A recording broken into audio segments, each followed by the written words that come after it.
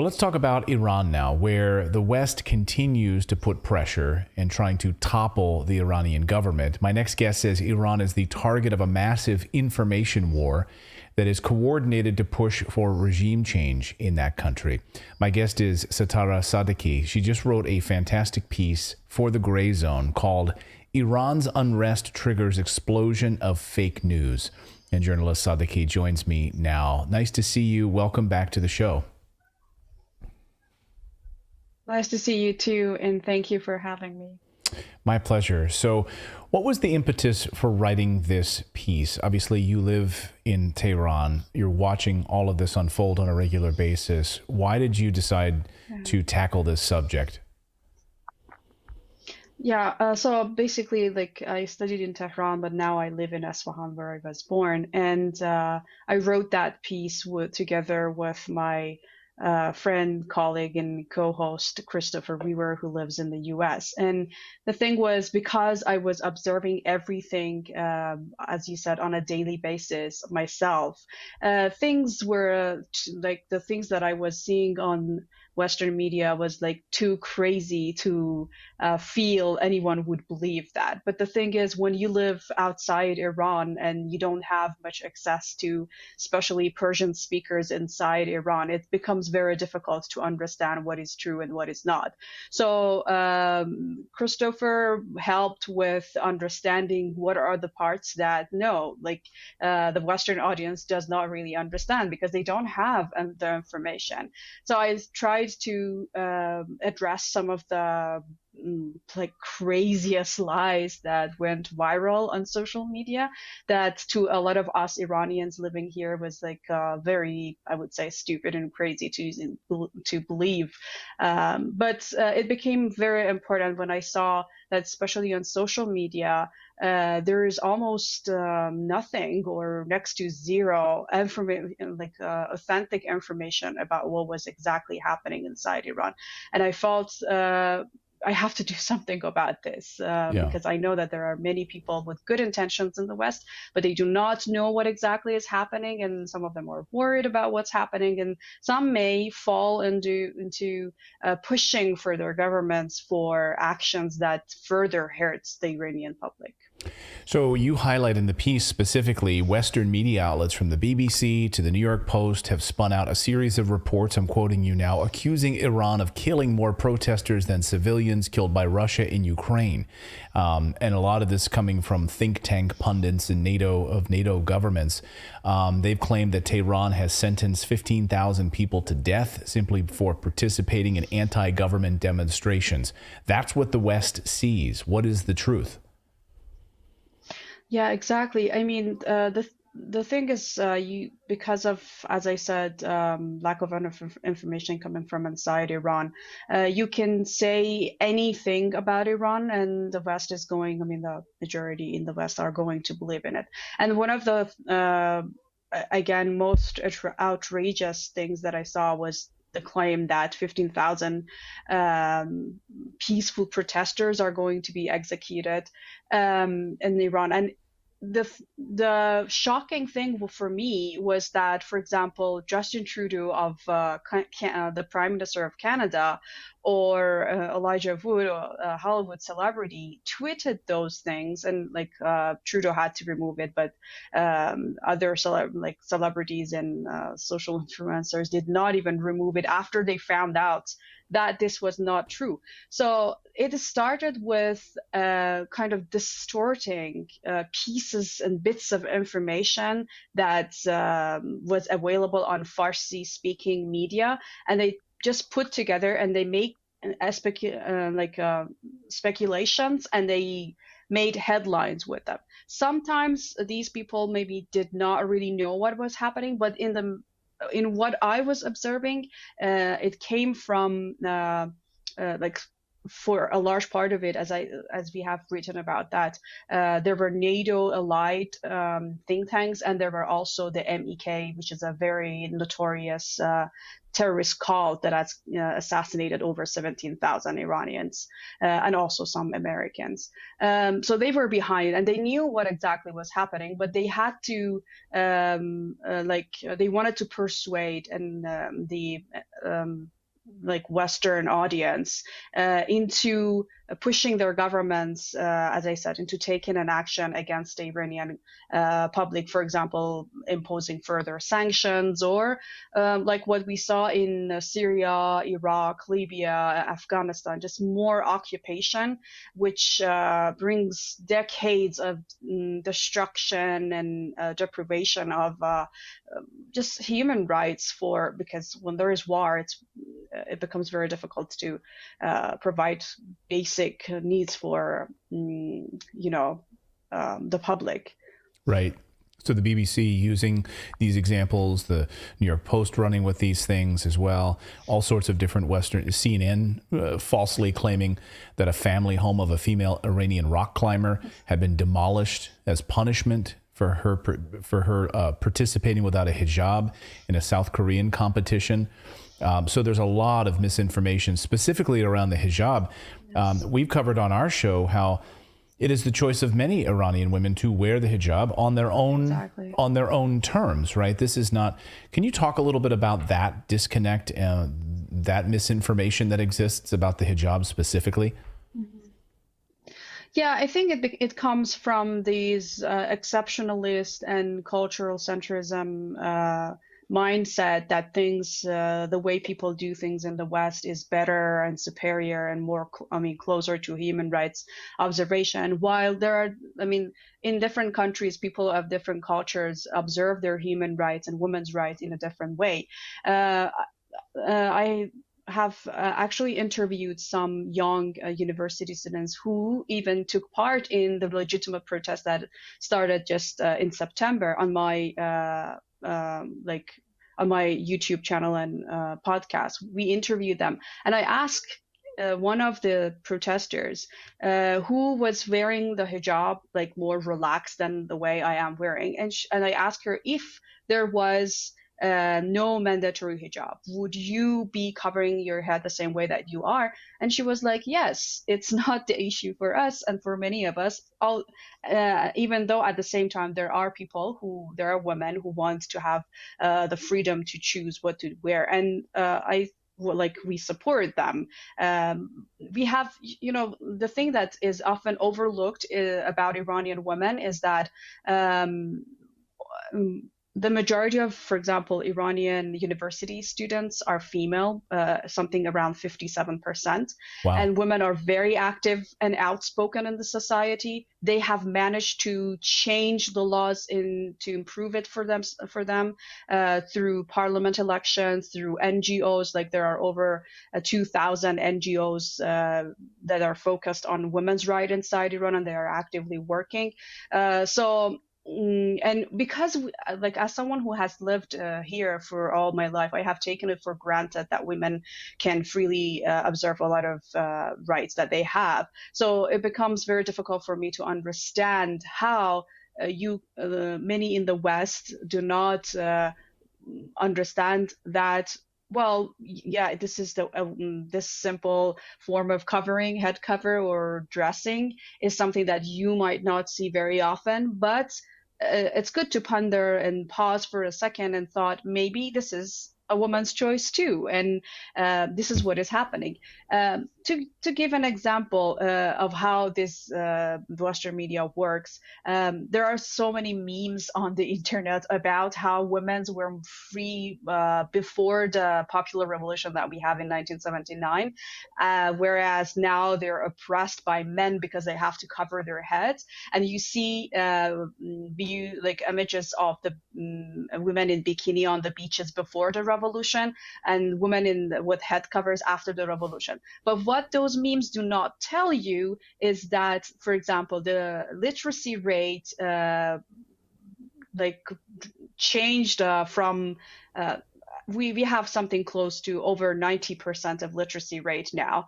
Nobody talks about how over 90% of, for example, gynecologists in Iran are women. Nobody talks about how over 50% of university students now are women, whereas before the revolution that would never happen.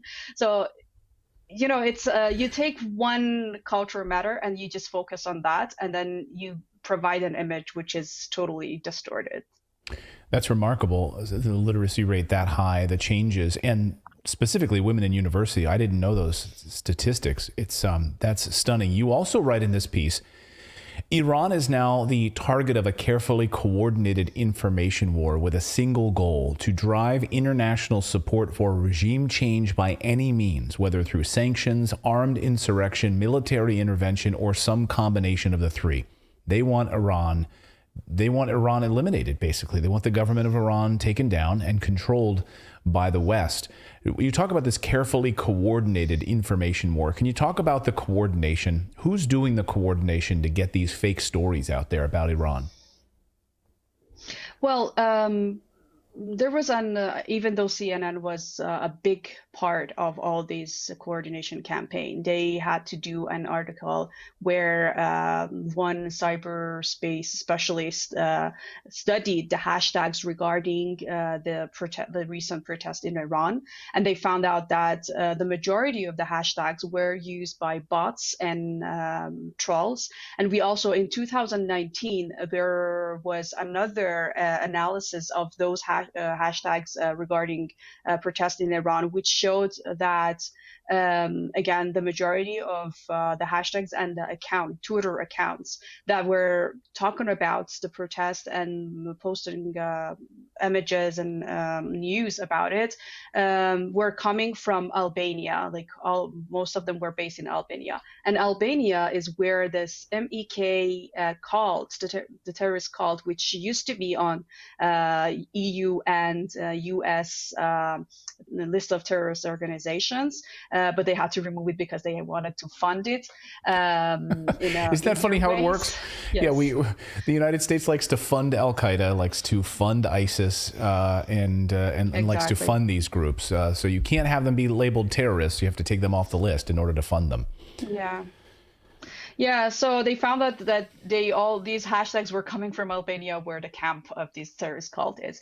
And it doesn't mean that before removing them from the terrorist list, they did not fund them, actually, because there is also a research by Simon Hirsch, which was, I think, published a few years ago, that during Bush administration, which is well before this organization was removed, that these MEK terrorists were trained in Nevada together with Israeli intelligence services to carry out assassinations inside Iran, and that's how they managed to assassinate an Iranian nuclear scientist. So we have lost a lot of nuclear scientists because of the US has to come up with any excuse that they can to topple the current democratic government.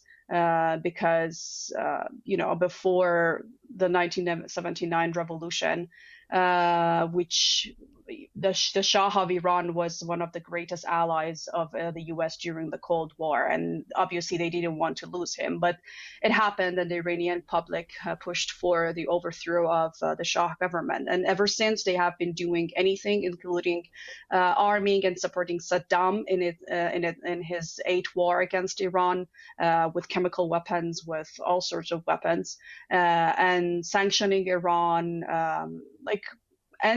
and recently, I mean, in the recent decades or the past decade, it has been more of an information war, so that they can justify public opinion, justify their actions to the public opinion in the West. Why does the United States, the West, find Iran so threatening? Because, think of the West Asian region, also known as the Middle East. How many countries in this region do you know that has stood to the U.S. and its hegemony and exceptionalism, like Iran has. Like we have paid a price. We have been under sanctions. We have been under all sorts of aggression. But even, like the U.S. lost before the revolution. They had something around 40% of Iran oil at their hands, and now they don't have it. So why not? I mean, Right. and but out of all the governments in the region, the only one that you see it's still surviving, not only surviving but thriving despite all those aggression, is Iran. And Iran has also been a very strong force and support for the resistant groups, and that's why I mean the other nations in the region also, to a significant extent, believe that Iran's support for the resistant groups against the U.S. And Israel, especially, are very valuable to them. So. Yeah, I mean, they have tried in every possible way and they have failed, and they want to keep trying. So we'll see. Yeah, well, the information war continues, and again, where do you think the United States and the West will stop? Will they stop with, they started with they have the information war. Will it escalate beyond sanctions and information and to further physical attacks? Providing rabble rousers and instigators with the means to carry out awful attacks inside of Iran beyond what we've already been seeing? Well, I think like the U.S. wouldn't mind.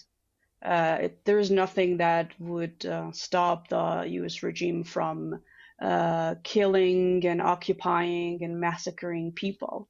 But at the same time, I think they would probably want to have some sort of a proxy war, and so that they wouldn't pay the price, but the other countries in the region would pay the price. And the Israeli lobby has played a significant role in pushing U.S.'s foreign policy, and so I think if they dare attack on Iran, because the consequences for the United States and for the Israeli regime would be really heavy. So I think they would do whatever they can not to get to that, because when you can impose sanctions and an information war, then why get involved in a military war?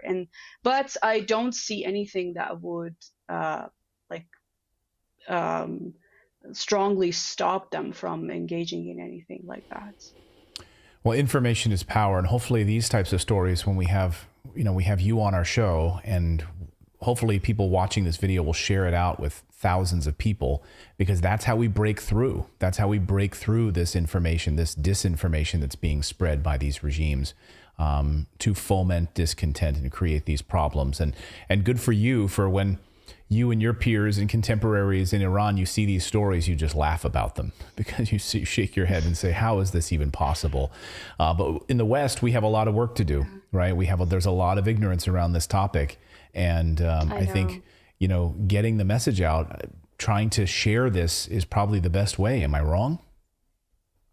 No, that's totally true. Like, as Julian Assange has said, if wars started with lies, then they can be stopped with telling the truth. And that's what I feel is my vision, and like a lot of other Iranians inside Iran that are trying to get their words across, despite all the censorship and everything that we see online, but we're just trying.